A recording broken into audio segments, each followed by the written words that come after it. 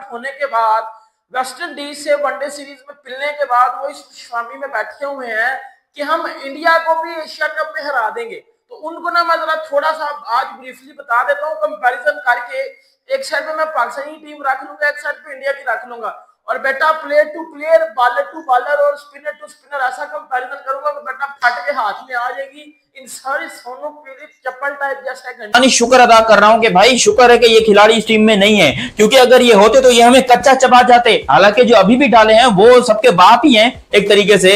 उन्होंने जो परफॉर्मेंस दिखाई है रिसेंटली, वो स्ट्राइक रेट वगैरह में इंडिया का मुकाबला खैर कहीं से भी किसी के साथ भी नहीं है, बट स्क्वाड के अंदर जो चेंजेस इंडिया ने किए हैं वो बहुत शॉकिंग है, और जिन प्लेयर्स को सिलेक्ट नहीं किया वो भी बहुत शॉकिंग है। डिटेल में सुनिएगा। अभी तक आपने चैनल सब्सक्राइब नहीं किया तो सब्सक्राइब कीजिए और सब्सक्राइब करते बेल आइकन दबाइए। सबसे पहले भाई इंडिया का सुपरस्टार इन्होंने ऐलान कर दिया। मैं तो बोलता हूँ जब दोनों यंग एक साथ लड़ेंगे ना मैदान में, अब पता चलेगा कि किसका टैलेंट किस पे भारी है। यार बारिश बहुत हो रही है, आपको आवाज आ रही होगी पीछे बारिश की, तो मैं अभी स्काउट बता देता हूँ कि कौन कौन है भाई। सबसे पहले जो कैप्टन सूर्या कुमार यादव, बेहतरीन कैप्टन है, 360 खेलते हैं, और वाइस कैप्टन शुभमन गिल है। यार शुभमन गिल की ना कोई जगह नहीं बन रही थी वैसे अहमद भाई, अगर देखा जाए तो वो सिर्फ लाए गए, लेकिन वो लाए गए। अब गौतम भाई नॉट आउट प्लेयर अच्छे हैं, लेकिन जगह नहीं बन रही थी, ठीक है। अब यहाँ पर आ जाते हैं अभिषेक शर्मा की तो बचना पड़ेगा। जितनी तारीफ की जाए कम है। अगर वन हैंडेड खड़े हो गए तो मैं बोलता हूँ फिर कोई सा भी बॉलर आ जाए, शाहीन आ जाए या कोई सा भी आ जाए, तो इसके आगे आप नहीं बच सकते। जिस तरीके की इसकी क्लास है, जिस तरीके का ये माइंड सेट करके खेलता है, ठीक है। अब आ जाते तिलक वर्मा। दूसरी चीज जो मैंने ये बात करनी है कि एक और दूसरा मजाक दुनिया की क्रिकेट की हिस्ट्री में आज दूसरा सबसे बड़ा जोक हुआ, वो ये, पहले तो ये था कि बाबर आजम को एशिया कप से बाहर किया गया और रिजवान को भी। दूसरा ये कि पाकिस्तान के जो सिलेक्टर्स हैं उन्होंने जो सेंटर कॉन्ट्रैक्ट अनाउंस किया उसमें ए कैटेगरी ही खा गए। मतलब इनकी जो एबीसी है वो बी से स्टार्ट हुई, ए खा ही गए। ये पढ़े लिखे समझदार पता नहीं कौन से स्कूलों में पढ़े, ठीक है। मतलब हालत आप चेक करें कि बाबर आजम से इतना घबराए हुए ये कि इन्होंने ए कैटेगरी खत्म कर दी। उसकी रीजन ये है क्योंकि इससे पहले जो ए कैटेगरी में थे उसमें रिजवान भी था, उसमें बाबर भी था। एमएस धोनी के नीचे इनमें से कितने प्लेयर खेले हुए हैं। कुलदीप यादव हो गया, बुमराह हो गया, आपका संजू सैमसन हो गया, स्पेशली इन सब लड़कों ने कितना एमएस के अंडर खेला हुआ है। मतलब धोनी के नीचे खेलने से ना आपको बहुत कुछ सीखने को मिलता है। तो वो सारी चीजें आप लेटर ऑन अपनी क्रिकेट में अप्लाई करते हो, तो फर्क बहुत ज्यादा है। Indian team on the paper बहुत तगड़ी है, बहुत स्ट्रांग है, लेकिन पाकिस्तान के पास इस टाइम एक जज्बा है। जज्बा किस चीज का? जो इंडिया पाकिस्तान के हालात इस टाइम चल रहे हैं वो पहलगाम के बाद सबको पता है। फिर उसके बाद पाकिस्तान टीम का T20 में और वनडे में, बल्कि लेट्स से व्हाइट बॉल में एक वो ट्रांजिशन टाइम पीरियड चल रहा है। तो सारे लड़कों को ना खुद को प्रूव करना है। और एमएस धोनी की ही मुझे एक लाइन याद आती है कि कभी कभी मैं एक टैलेंटेड लड़के से ज्यादा एक हार्ड वर्किंग लड़के को प्रेफर करता हूं। कभी कभी आप टैलेंटेड होते हैं, ये इंडियन, वो तूफान है, वो पहाड़ है, वो चट्टान है, वो बुमराह क्या चीज है आपको अंदाजा भी है इस चीज का। बुमराह को आपने एशिया कप में डाल दिया, सामने वाली टीम की ऑलरेडी पैंट गीली हो गई, चाहे वो पाकिस्तान हो, ओमान हो या फिर हमारी यूएई हो, सबकी पैंट यहां पर ऑलरेडी गीली होगी कि भाई ये क्या कर दिया यहां पर इंडिया ने। बुमराह को एशिया कप के लिए कंसीडर कर दिया, वाह। उसके बाद अपने अर्शदीप सिंह पाजी कम है 99 विकेट्स इन T20 क्रिकेट, 99। अभी लगता है कि कल बंदे ने डेब्यू किया 2022 के अंदर, 2022 में डेब्यू करने वाला 3 साल के अंदर 99 विकेट लेके बैठा हुआ है। यह है अर्शदीप सिंह। आपने किया क्या है भाई? हमारे इस बैटिंग लाइनअप को शुरू होने से पहले ही खत्म करने की पूरी तैयारी कर ली है। फिर यहां पर आखिर में हर्षद राणा को रखा, चलो वो ठीक है, हर्षद राणा का वो भी हालांकि बॉल बड़ी जबरदस्त तेज करते हैं, मगर इसकी जगह पे कुछ और हैं नाम, जैसे कि आप प्रसिद्ध कृष्णा को भी रख सकते हो या फिर आप मोहम्मद सिराज को रख सकते थे। मुझे लगता है कि उन दोनों में से किसी एक को होना चाहिए, हर्षद राणा की जगह पे मोहम्मद सिराज या प्रसिद्ध कृष्णा, इन दोनों में से किसी एक को होना चाहिए, क्योंकि प्रसिद्ध Krishna highest wicket. Selection committee डरपोक है।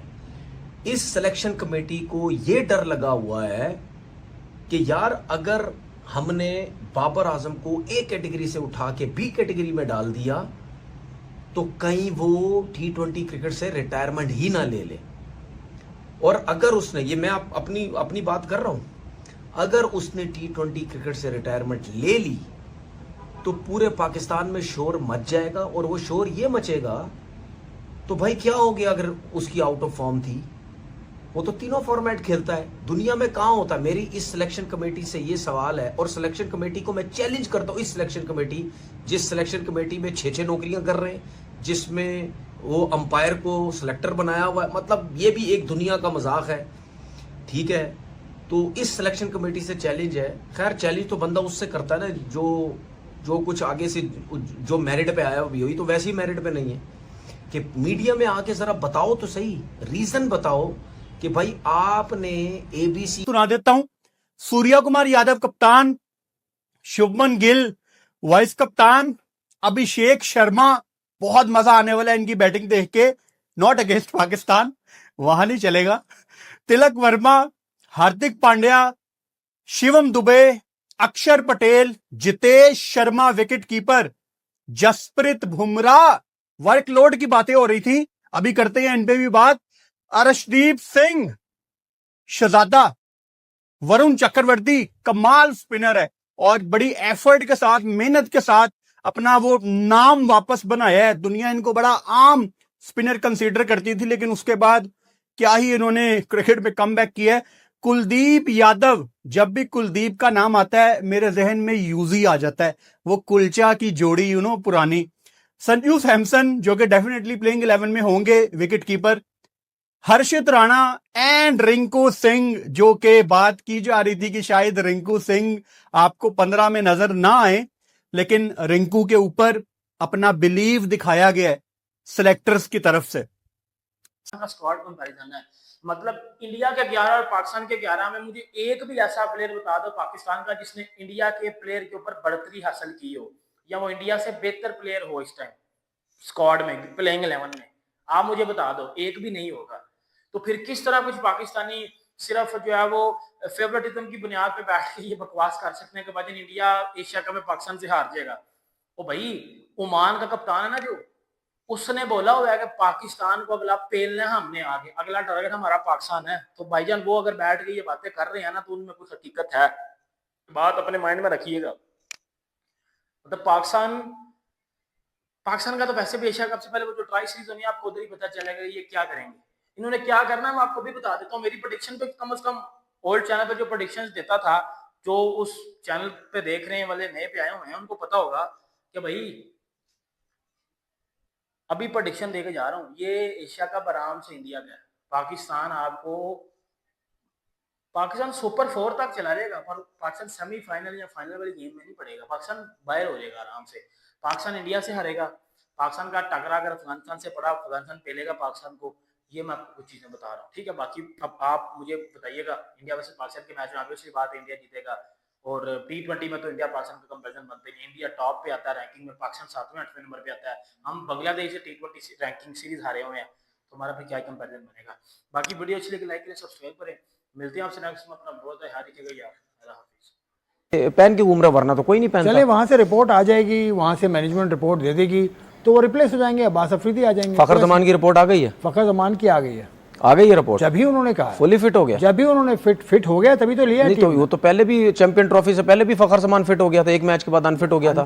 फखर अनफिट हो जाते हैं ना, वो मैच खेलते हुए अनफिट हो जाते हैं। ये मेरा बात कहने का मकसद क्या था पता है? मुझे तो लग रहा है कि आप बाबर आजम की जगह निकाल रहे हैं। नहीं, जगह नहीं निकाल रहा। ये मेरा कहने का मकसद क्या है पता है? जो आप पिछले शोज में मुझसे तारीफें करवा रहे थे ना, इन सब की तारीफें करो। मैंने कब कहा यार, मैंने कुछ नहीं कहलवाया। तो मैं इसीलिए तो आपसे कह रहा हूं, आप कहने पे चलते हैं। बिल्कुल मैं आपसे यही तो कह रहा हूं ना। मैं इतना मासूम हो गया कि ये आप मुझसे तारीफें करवा रहे थे ना, इसीलिए मैं बोल रहा था। बार की जो मैं बात बता रहा हूं वो यही है कि बाबर से जो है वो घबराए हुए, तो इनको ये डर है, क्योंकि जाहिर सी बात है उसकी डिसरिस्पेक्ट तो हुई है कि भाई आपने उसको एशिया कप से बाहर कर दिया। आपके बड़े से बड़े प्लेयर बोलेंगे कि भाई एशिया कप से बाहर होता ही नहीं है ये।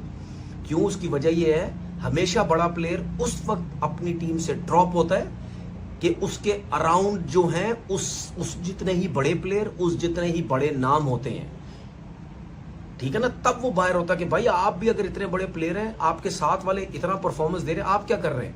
तो जिसकी वजह से फिर आपको बाहर कर दिया जाता है, ठीक है। लेकिन उसके अराउंड तो कोई है ही नहीं, सारे नए नए बच्चे हैं अभी। तो उन बच्चों को ला के और एक इतने बड़े प्लेयर को आप बिल्कुल साइड लाइन लगा देते हैं, प्री प्लान उसको, रिजवान को, तो ये उसकी डिसरिस्पेक्ट हुई है। तो अगर आप इस किस्म की घटिया हरकत करते तो शायद वो कहीं ना कहीं ये स्टेप ना ले लेता। तो इस वजह से डरे हैं, इसीलिए बोलता हूं ये है किंग, इसीलिए बोलते हैं ये है